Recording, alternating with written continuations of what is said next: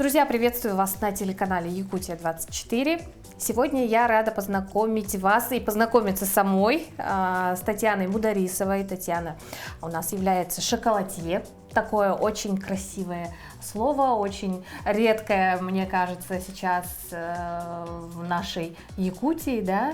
Ага. Обычно мы слышим там кулинары, повара, кондитеры, да. А вот шоколадье — это что-то такое на вкусном. Ну и, конечно, сразу понятно, о чем сегодня будет речь и что мы будем делать, да? Это будет что-то шоколадное в преддверии Нового года, да? Отличная такая возможность сделать подарок своими руками, своим близким. Да, конечно. Тем более сладкоежки у нас практически на каждом шагу. Да. Так, что это будет за изделие, такое оригинальное название у него? Значит, я специально приготовила какие-то абсолютно простые формы, которые есть в любом кондитерском магазине. Они недорогие, они из пластика. И я вам покажу способ темперирования, который тоже может любая девушка на своей кухне осуществить.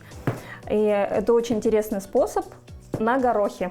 Это горох? Это замороженный горошек. Я стою, думаю, это орехи или что-то воздушное. В процессе я поясню, что мы будем делать. Ну, нам нужен шоколад. В данном случае я использую итальянский шоколад Ирка. Сейчас я на него перешла, он мне очень нравится. У него очень хорошая текучесть для шоколадных плиток. Это 3 капли. И очень вкусовые качества хорошие. Очень состав хороший, чистый. И также я приготовила миндальные лепестки жареные и сублимированная манго.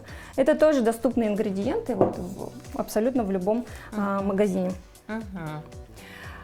Первое, что нужно сделать, это затемперировать шоколад. Что означает темперирование шоколада? Это разрушение его структуры молекулярной и приведение в такую температуру для того, чтобы структура снова связалась. Это важно, потому что если мы нарушим условия темперирования, то шоколад будет либо рыхлым каким-то, с белыми прослойками, такой некрасивый, такой как будто бы заплесневелый. Ну, конечно, его тоже можно есть, но это уже другая история, да? Не такая этичная, не такая красивая. Если мы шоколад, допустим, перегреем, то невозможно ничего будет с него делать, он у вас будет просто в комнате лежать и превращаться в лужицу. Поэтому это важно. Для этого нам нужен пирометр. Пирометром мы будем измерять температуру нашей массы. Так, и теперь первое, с чего начать нужно, это короткими импульсами нагреть шоколад до 42-45 градусов в микроволновке.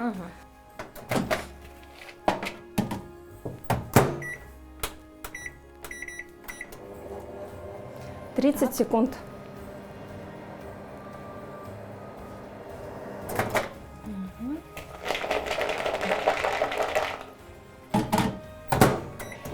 Секунд. Даже просто когда плавишь, для тортика там, да, дома, обычно, главное не перегреть же, да? Да. Бывает, что перегревается, и он наоборот. Поэтому нужно короткими импульсами. Часто люди оставляют на 1 минуту, например, и все, эта минута решающей будет. Вот он уже такой, уже подплавленный. Уже, наверное, температура около 30 градусов. Так, да, 32 градуса. Этого недостаточно. Мы должны нагреть его до 42-45. Еще на 20 секунд.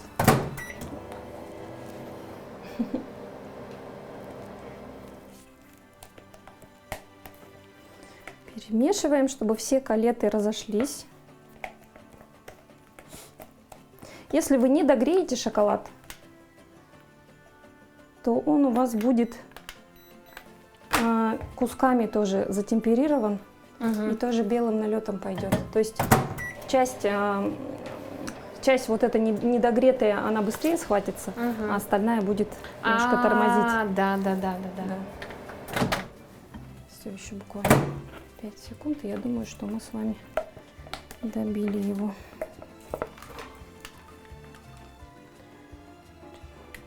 40 градусов. 40.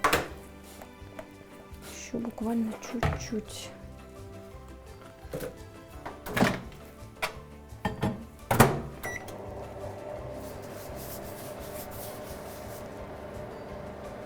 Вообще молочный шоколад, вот он как раз примерно в таком диапазоне температурном может находиться. Смотрим. 41, 41,8, 49, 42. Поймали 42. Угу. Пирометр, да, и он, да, меняет температуру. Просто можете держать. Сюда, да? Да, вы мне сейчас поможете. Нам нужно остудить шоколад до 28 градусов, 28-30. Угу. Так, 30. Где-то 40. Сейчас начнет температура опускаться. Угу. Сейчас Ага, еще то есть на чуть-чуть поглублю его сейчас сюда еще. мороженый горох, да? Да. Ага. Ну, то есть есть способ темперирования То есть это шоколада может быть не обязательно на горох? льду. Угу. Можно ягоду, бруснику, не знаю, все что угодно. Но Ага. Главное, чтобы холодненькое было. Наверное, главное, да? чтобы оно было ледяное. Мерзлое. Просто горох, он держит долго Так, 31. массу. 38. Ну, еще горячая. Ну. Угу. Просто горох, он, так как у него структура такая плотная, он держит долго холод. Угу. И потому что он мелкий, то есть мы вот эту чашу полностью обняли. Угу. Угу. Угу. А ягода, она может быстрее начать таять. Таять. Угу. Да.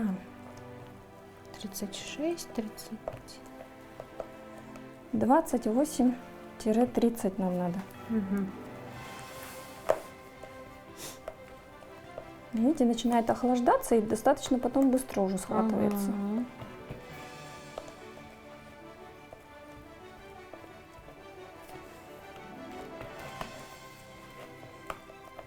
По первости, когда я начала заниматься шоколадом, это был самый мой любимый способ, потому что им можно сделать небольшое количество шоколада. То есть не надо для того, чтобы, например, затемперировать там килограмм шоколада, да, нам нужна будет плита, мраморная плита, либо керамическая плита. Основной способ, который я использую, это как раз плита. Ну вот для вас, потому что не у всех есть плита, в конце концов, я решила показать способ темперирования на горохе. Сколько у нас там? Так, у нас есть 20, 25, 32. 32. Ага. Сколько показывает? 30. 37. Угу. Мы сломали структуру шоколада. Мы ее сейчас создали, но для рабочей температуры нам нужно его еще нагреть. До 32 градусов. Буквально это нам надо будет сделать буквально около, наверное, секунд 5. Секунд 5.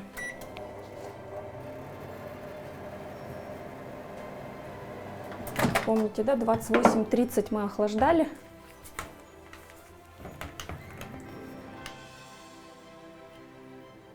(30-32) нам нужна рабочая температура. Вот она, 31,6, 31,4. Все, это идеальная температура для приготовления изделия. Формы лучше смазать спиртом или водкой. У меня такой, я у дочки украла такую штучку. Нам нужно тщательно протереть нашу формочку. Это нужно для дезинфекции, конечно же, да? Во-первых, а во-вторых, это нужно для того, чтобы шоколад блестел. Для того, чтобы на формочке не было жирных каких-то пятнышек. И, ну, чтобы эти жирные пятна не задерживали выход шоколада из формы. Каких-то следов там, да? Да, чтобы он был красивый. Идеальный, наверное. Водка или спирт, они очень быстро испаряются, поэтому вряд ли там останутся какие-то капли. Вообще водка это такое вещество, которое в кондитерке просто используется повсеместно. Так, теперь мы заливаем наш шоколад в мешок, в кулинарный мешок. Но мы это сейчас делаем в кулинарный мешок, а зритель может просто также с той же баночки, там, в которой темперирует. Так, и еще такой очень важный момент. Мы должны использовать именно пластик, потому что стекло распределяет тепло неравномерно в микроволновке. А пластик, да, пластик равномерно. Так, Катерина, вы мне пока помогите. Вот эти ячейки заполните вкусняшкой. Так. Да, как хотите, как вам интересно, как вам удобно. Нам больше не понадобится. Себе шоколадку делайте, поэтому можете прям Не жалеть. не жалеть. Сделать себе вкусную шоколадку. Ну сразу бы так сказали.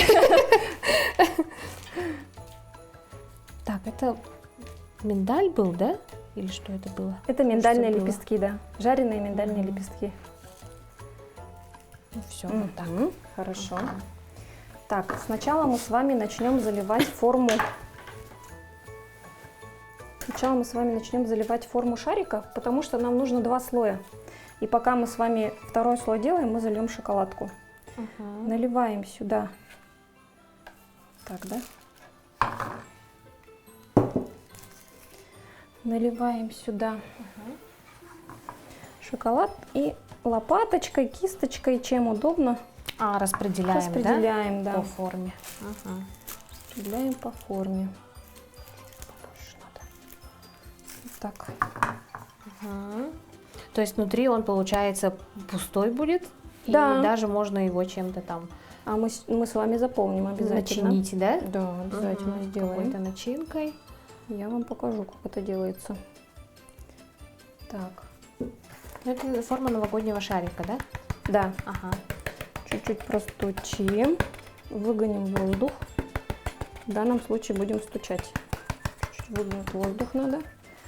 И остатки шоколада сольем обратно.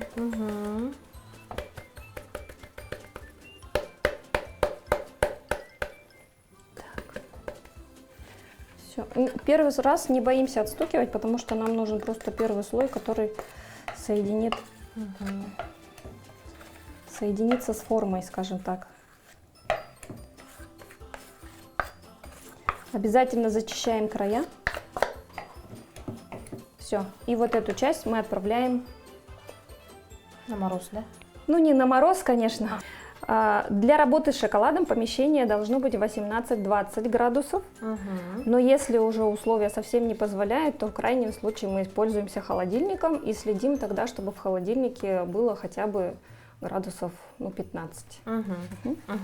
Так. Все. Вот так туда опускаем. Он прям вот так должен быть, да? Да, стекать края должны. Теперь мы аккуратненько заливаем нашу шоколадку. Каждую ячейку заполняем.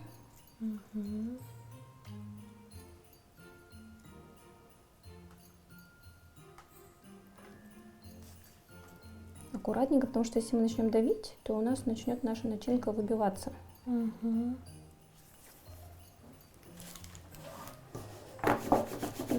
Вот так, не стучим, потому что наша начинка начнет прыгать. И нам же надо, чтобы она красивая была, шоколадка. И вот уже прям вот плиточка шоколада, да?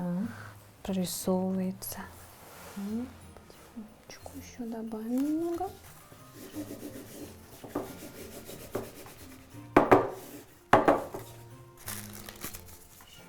Чуть-чуть.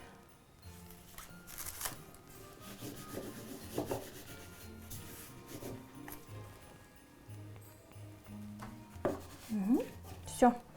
Отправляем на холод. Ага. Тоже. Да. Да. Туда же.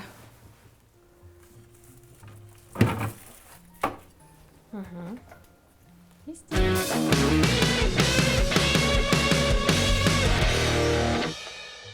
Мы достали нашу формочку с новогодним шариком. Мы видим, что шоколад стал уже матовый, и, соответственно, мы можем наносить второй слой. Второй слой мы наносим. Еще второй слой, Обязательно, оказывается. потому что если мы будем вытаскивать из формы, Слишком первого хрупкий, слоя не да? выдержит, да. И мы уже наносим второй слой аккуратно кисточкой. А всего 2 слоя, да? Да, всего 2, потому что пиньята, суть пиньяты в том, что ее нужно разбить. Это из мексиканской культуры же к нам пришла пиньята. И кондитеры, шоколадье уже тоже начали применять, да, такой вид подарка, скажем так, в своих изделиях. Мы сейчас в этом убедимся, что это такое пиньята. Как она интересно разбивается. Все. Покрыли вторым слоем, отправляем опять на холод. Итак, наши заготовки готовы. Кроме всего прочего, я еще сделала такую фигурку. Вы можете положить сюда внутрь буквально, очень многое. Можете маленький какой-то подарок, типа сережка, брошка, что-то еще, да. Можете положить маленький пакетик с денежкой. Можете просто оставить внутри какие-то желейки, маршмеллоу и так далее. То есть это уже на ваше усмотрение. Все что угодно, в общем, Да. все, что поместится. Да, в данном случае я сделала вот такую змейку еще шоколадную, которая является символом 2025 года. Как мы будем все это соединять? Вот в чем вопрос. Так, Нам интересно. нужна тарелка, и мы ее сейчас нагреем около 2 минут. Она должна быть теплой. Ее мы греем в микроволновке.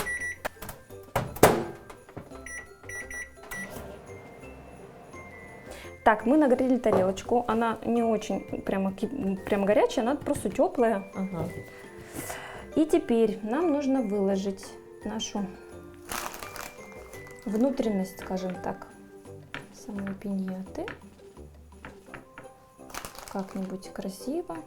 Это эффект неожиданности, скажем, должен быть, да, какой-то эффект сюрприза. И теперь для того, чтобы соединить две поверхности двух шоколадок, нам нужно поверхность одной нагреть. Так как мы шоколад не можем нагреть, большую плитку, то мы нагреваем Краешки, да? краешки, да, Шарика. и Просто накрываем. просто накрываем. Чуть-чуть надавим. Все. И отправляем ее в холодильник. Хорошо.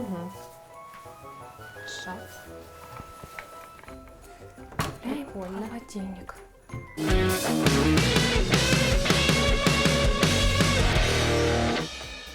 Так, все, наша шоколадка готова. Мы ее красивенько как-нибудь оформляем. Это же все-таки подарок, да? И сейчас мы покроем наш шарик кондурином. Как напыление, да? Да, это пищевое золото, пищевой краситель, который вполне может использоваться. Можно надпись сделать там с Новым годом, например, да? Вот как-нибудь так. И вот такой подарок у нас получается. Классно, да? Очень необычно. Да. Можно добавить еще какими-нибудь сладостями. И к пиньяте, конечно, обязательно должен идти Молоточек, да? молоточек. Обязательно. В общем, то, чем можно было разбить ее, да? Да, то, чем можно было разбить. И сейчас Катерина у нас продемонстрирует, Ух ты! Ага. как пиньята Такой разбивается. ответственный И момент. какой получается Ага. красивый. Что, Катерина, вы готовы? Ну давайте. Я почувствую, да? Бьем. Ты готов?